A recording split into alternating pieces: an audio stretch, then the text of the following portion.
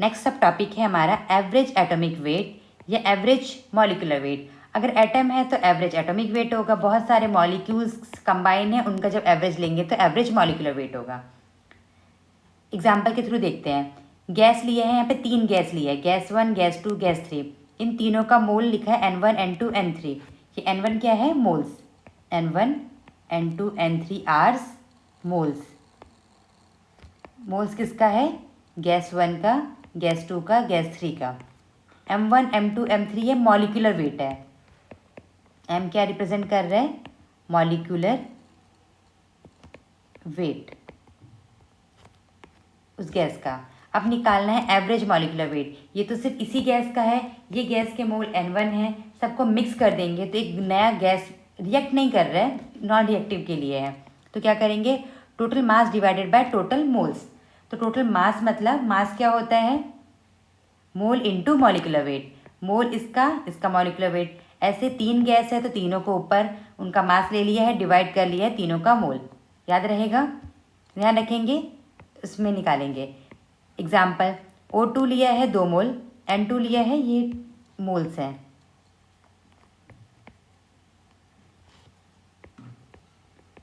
Average molar mass निकालना है तो ऑक्सीजन का होता है 32, इसका 28, हाइड्रोजन का 2।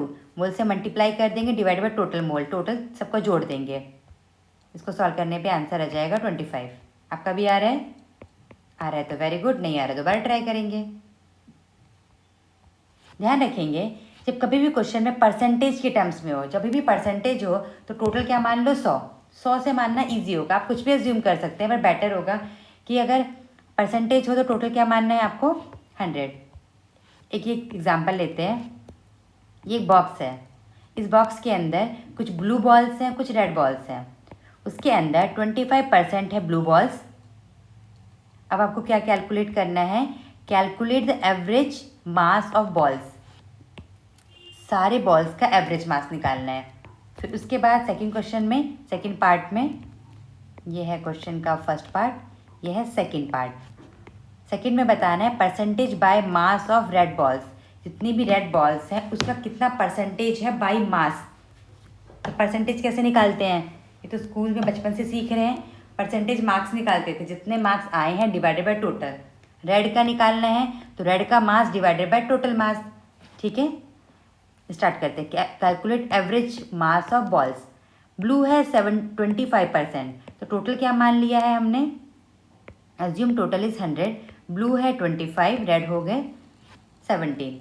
ये गिवन है, ये वाला पार्ट गिवन है कि जो ब्लू वाला पार्ट है, सॉरी ब्लू बॉल है, ब्लू बॉल का मॉलिक्यूलर वेट कितना दे दिया है, या मॉलिक्यूलर वेट ना लेके उसका वेट है 40, रेड का है 20।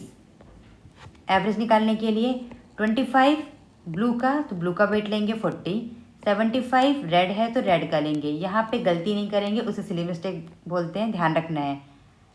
सिली मिस्टेक नहीं बोलेंगे, उसे बोलेंगे बेवकूफ़ वाला मिस्टेक। 25 आ गया।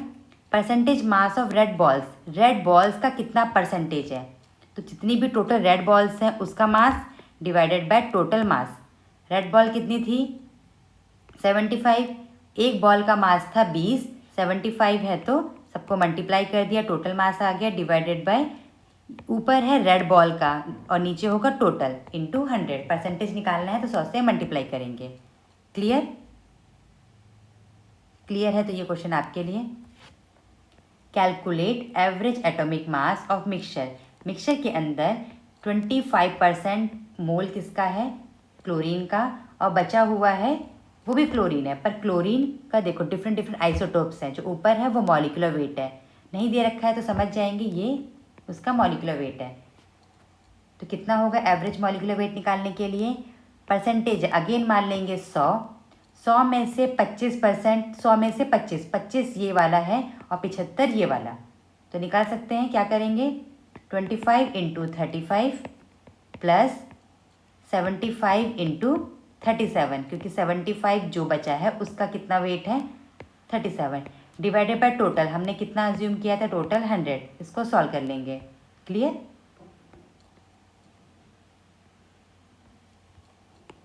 ये रहा इसका आंसर, टोटल 100। आंसर आएगा 36.5। मैच कर लेंगे कि आपका आंसर मैच कर रहा है या सिली मिस्टेक है, ध्यान रखेंगे। नेक्स्ट क्वेश्चन, ये क्वेश्चन क्या है, calculate atomic mass of naturally occurring argon. Argon जो नेचर में मिलता है तो वो अलग अलग आइसोटोप्स में है। तो ये प्रीवियस क्वेश्चन जैसा है कि इस आइसोटोप्स का जो हम लिख रहे हैं तो अप्रॉक्सीमेट मान लेते हैं कितना है। इसका एटॉमिक मास 35.9 सबका दे दिया है और इसका अबंडेंस परसेंटेज में दिया है। एनसीईआरटी का क्वेश्चन है, ध्यान रखेंगे। एनसीईआरटी में जो कैलकुलेशन ज़्यादा होती है, अगर हम ठीक है चलो सॉल्व कर लेते हैं। परसेंटेज का टोटल मान लिया 100, तो इसका कितना आ जाएगा 0.33, इसका 0.063, इसका 99.6, इसका इतना है मॉलिक्यूलर वेट गिवन है। तो क्या निकालेंगे एवरेज, उसका मॉलिक्यूलर वेट, उसका अबेंडेंस, सबका मल्टीप्लाई करेंगे। टोटल क्या माना था, जब परसेंटेज है तो टोटल 100। ध्यान रखेंगे कैलकुलेशन भी करना है, फाइनल हमें आंसर तक जाना है, नहीं तो पार्शियल मार्किंग में कितना ही मिलेगा, पूरा करेंगे तब होगा, इसलिए कैलकुलेशन भी स्ट्रांग हो जाएगी। नेक्स्ट क्वेश्चन, ये भी एनसीईआरटी का है।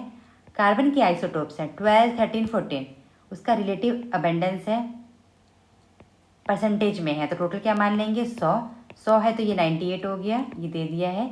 सबका एटॉमिक मास है तो क्या निकालना है एवरेज। एवरेज के लिए 98.892 इंटू 12, 1.108 इंटू 13 पॉइंट वाला पार्ट, इसको कम है पर उसको भी लेंगे कैलकुलेशन में, फिर देख लेंगे नेगलेक्ट करना है नेगलेक्ट या नहीं करना है। क्लियर।